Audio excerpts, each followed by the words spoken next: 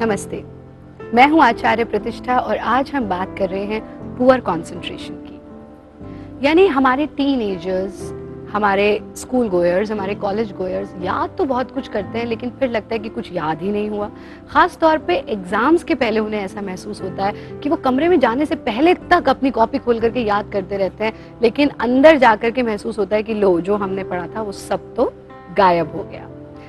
अगर ऐसा होता है या इवन हमारी डे टू डे लाइफ में कंसंट्रेशन पुअर है, तो कंसंट्रेशन को सही करने के लिए कौन सी योग की क्रियाएं आपको करनी है, इन्हीं पर हम आज चर्चा कर रहे हैं। सबसे पहला अभ्यास आप लेंगे ध्रुव आसन का।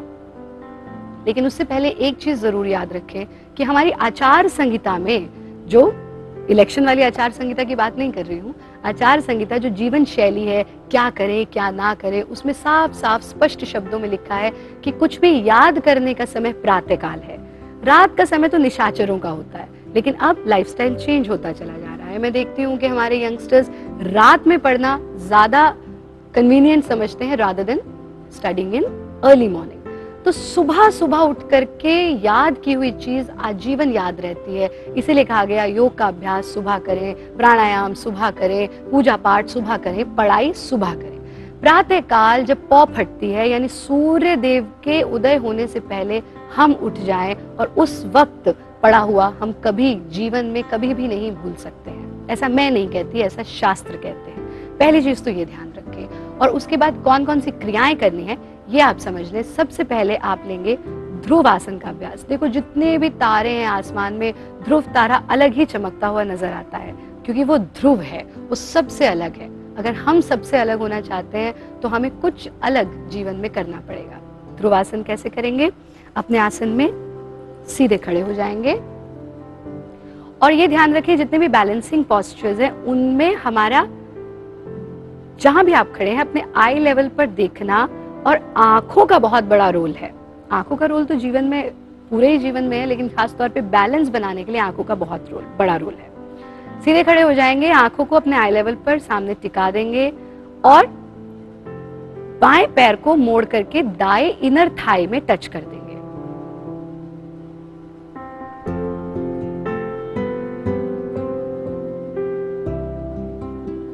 दोनों हाथों को ऊपर की ओर ले जाएंगे।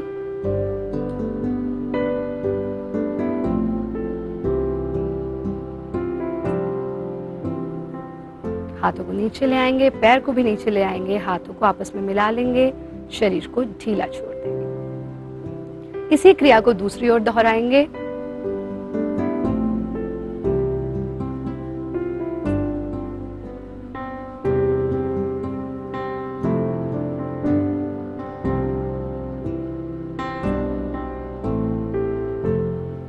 हाथों को वापस ले आएंगे, पैर को भी वापस ले आएंगे, शरीर को ढीला छोड़ देंगे।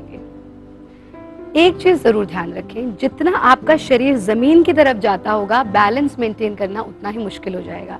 यानी जब आप पूर्ण स्थिति में आ जाए तो सांस को भीतर की ओर खींच करके शरीर को ऊपर की ओर उठा लेंगे। जितना शरीर ऊपर की ओर उठा रहेगा, आप बैलेंस को मेंटेन कर पाएंगे। ध्रुव आसन का अभ्यास नियमित रूप से करें और साथ में आप करें उज्जयी प्राणायाम। उज्जयी प्राणायाम कैसे करना है? आप अपने आसन में क्रॉस लेग्ड पोजीशन में बैठ जाएंगे और इस स्थिति में बैठ करके अपनी जीभ को तालू से लगा देंगे। यानी कि आप जैसे साउंड क्रिएट करते हैं, तो इसमें आप जिह्वा को तालू से स्पर्श कर देते हैं। इसी प्रकार से जीभ को अंदर फोल्ड कर लेंगे। नाक से सांस लेना, लेकिन इस तरह से लेना कि वो सांस आपके गले को छूता हुआ भीतर जाए, जैसे कि आप खराटे की आवाज निकाल रहे हो। एक बार सुनिए कैसे करना है इसको।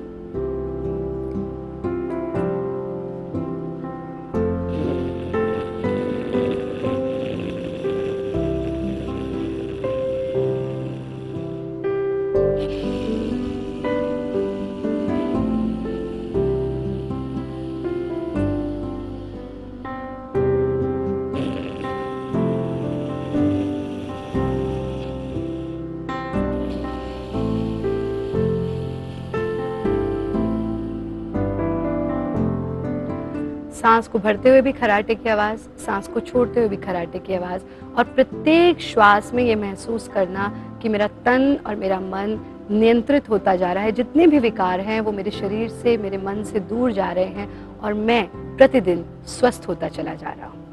उज्जयी प्राणायाम का अभ्यास आप 5 से 10 मिनट तक कर सकते हैं। ये आपके पुअर कॉन्सेंट्रेशन को better, good and even excellent concentration बना देगा। और फिर आते हैं हम डाइट पर। डाइट में आपको कुछ चीजें जो आपकी रसोई में है उनमें से लेनी है। यानी कृष्ण जो थे, कृष्ण हमेशा माखन बहुत पसंद करते थे और इसीलिए उनका जो दिमाग था वो बहुत तेज था, उनकी कंसंट्रेशन बहुत अच्छी थी। आपको भी माखन का सेवन करना है, लेकिन वो बाजार वाला नमकीन बटर नहीं, आप घर पे मक्खन तैयार करें। गाय के दूध से बना हुआ मक्खन हो तो उससे उत्तम तो कुछ है ही नहीं। अगर गाय के दूध का मक्खन नहीं हो, और अगर भी क्यों, कोशिश करें कि गाय के दूध का मक्खन हो, और मक्खन के साथ आप लेंगे मिश्री और काली मिर्च। यानी माखन, मिश्री और काली मिर्च का सेवन आप नियमित रूप से करें। और ये ध्यान रखिए कि गाय के दूध के मक्खन में फैट्स नहीं होते हैं, ना गाय के दूध से बने घी में फैट्स होते हैं। इसलिए जो लोग ये सोचते हैं कि हम मोटे हो जाएंगे मक्खन और घी खा के, तो गाय के दूध से बने मक्खन और घी को खाने से आप मोटे बिल्कुल नहीं होंगे। आप माखन, मिश्री और साथ में काली मिर्च, इनका सेवन करें, इन क्रियाओं का अभ्यास करें और जितने डिस्ट्रैक्शंस हैं उनको कम करें। आपने ऑलरेडी देखा हमने किस तरह से डिस्ट्रैक्शंस को भी आप दूर कर सकते हैं। तो आप इन क्रियाओं का अभ्यास करने से कंसंट्रेशन आपका बहुत अच्छा होगा और आप अपना जो भी कार्य करेंगे उसमें एक्सीलेंस जरूर पाएंगे।